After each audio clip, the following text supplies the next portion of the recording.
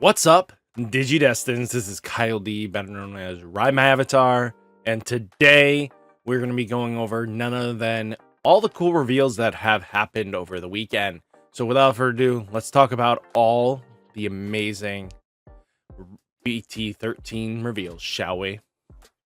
So the first card we're going to talk about is none other than Digimon. It's a blocker on play when drawing. This Digimon isn't affected by effects of your opponent's Digimon until the end of opponent's turn. So that's going to be very interesting because the on play and it's a when digivolving makes it so that your opponent can't really interact with it with their effects, which is huge.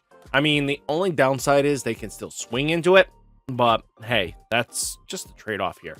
And if your opponent's turn, you may choose one of your opponent's Digimon. Your opponent attacks with that chosen Digimon. So it has a Slayer Dramon-esque effect, but you get to choose this time around. Your opponent doesn't. So that's huge because you need to have that. But here's the thing. They have to be able to legally attack. So you can't just choose a suspended Digimon and then force them to swing with it. It doesn't work like that. So that's just has to be that it has to have an effect that says it can attack suspended. So it can use it on a Wrestler Dramon, but it cannot use it on a already suspended Digimon or a newly played Digimon, all that good stuff.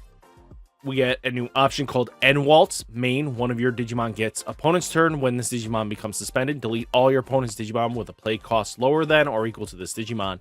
An opponent's turn, this Digimon isn't affected by effects of your opponent's option cards until the end of your opponent's turn. So that's very interesting. So you get to blow up your opponent's board basically for really nothing, especially since this is a 13 play cost. Usually that means that anything that is in a level 7 is going to get blown up. So that's going to make some big brain plays there. But also that opponent's turn, this Digimon isn't affected by effects of your opponent's option cards. Really showing what they're trying to do with black is push it to be a lot better than it was in the original sets, because option cards usually wrecked it. But now that we have ways of making our Digimon super sticky, really good actually. I think N-Waltz is a great option. Even being at a 6 cost, it's not terrible. And then security delete one of your opponent's Digimon with the lowest play cost. So it's just commonplace there. Then we got some nice new cards for the Huckmon line. So, or, you know, Jessmon in general. Huckmon Rookie Data. So your turn, when you would play a Digimon with Sistermon in its name, you may Digivolve this Digimon into Bio Huckmon from your hand without paying its Digievolution cost. So what's really interesting is now this is a free bridge gap, especially if you just hard play a Sistermon. And depending on what Sistermon you go with, you can climb up and then get some more free Sistermons coming out of from the when Digiballing effects, which can lead to being some major plays. I think this is a smart move. I think being able to promote your Huckmon a turn early, as long as you had the pieces in hand, really can lead to being some powerful plays.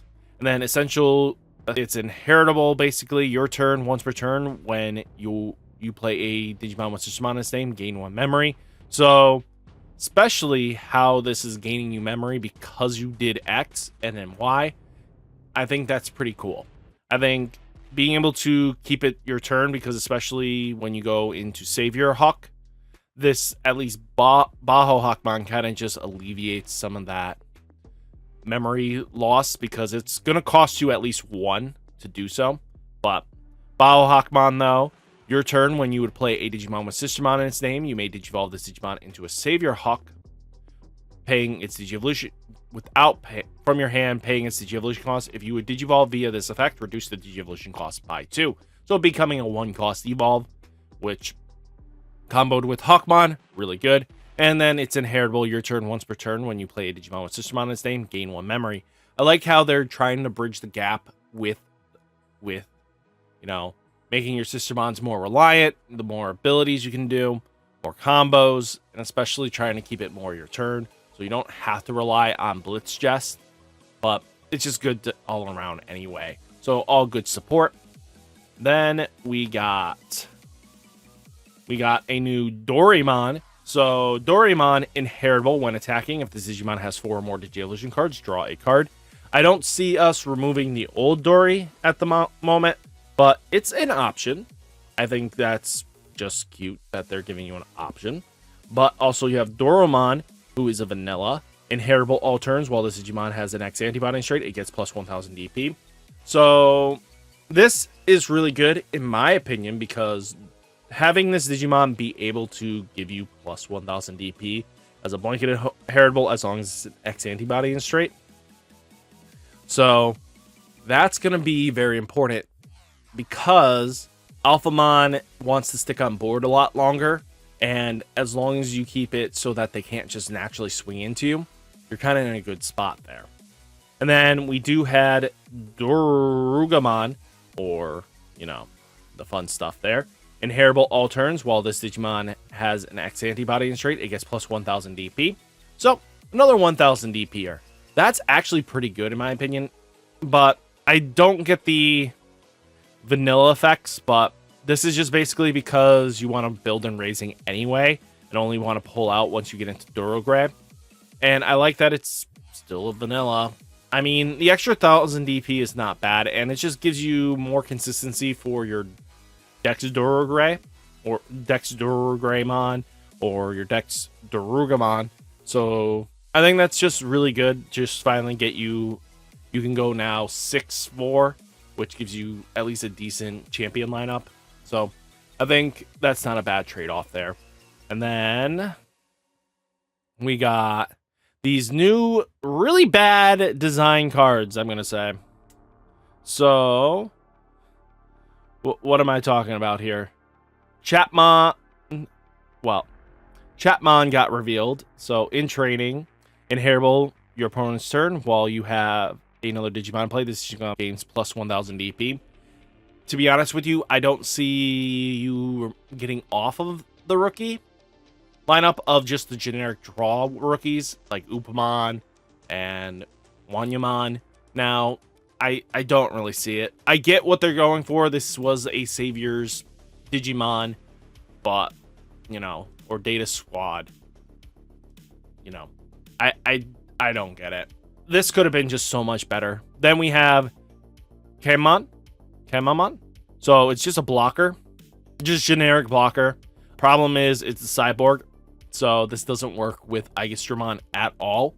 So I don't even understand why we are going with this, but I get that he was a Digimon for his deck.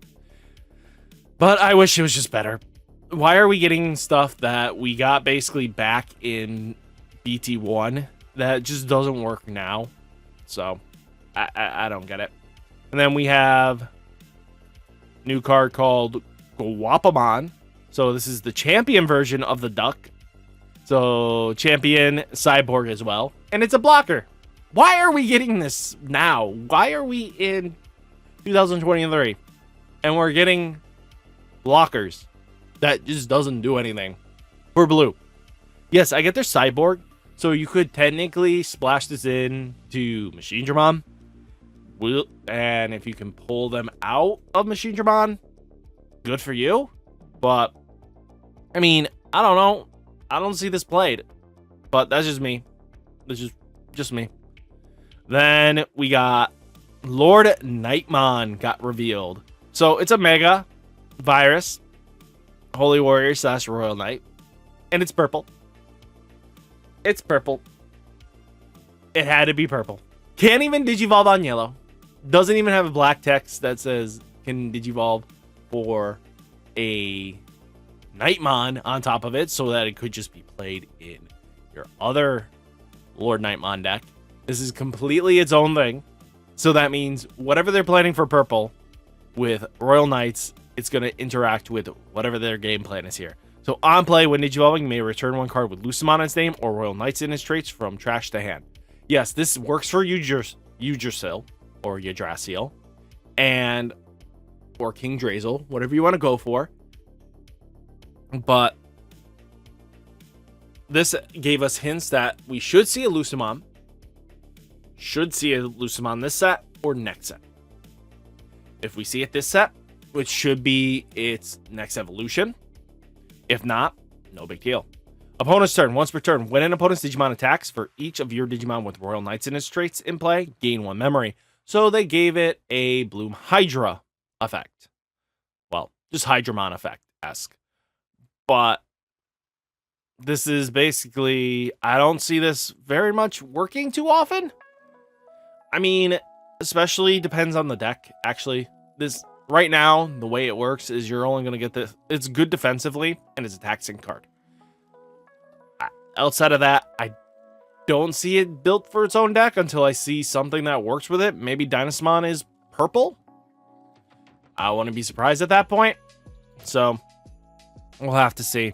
Next card, though, that got revealed was Rosemon.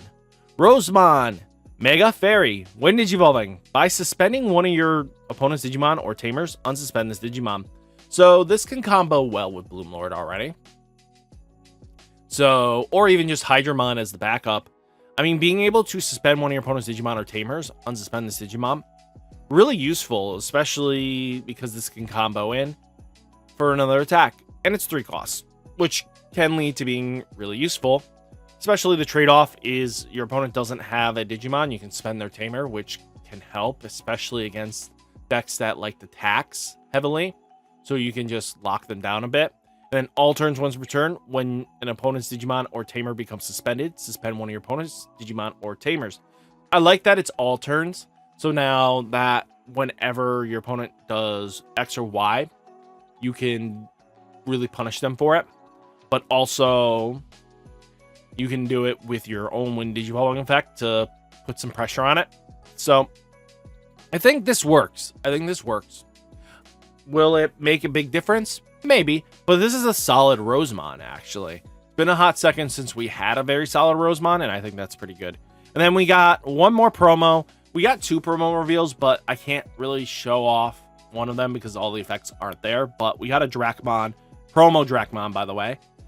Rookie Data Digimon. Digivolves for 0 on a Babydo.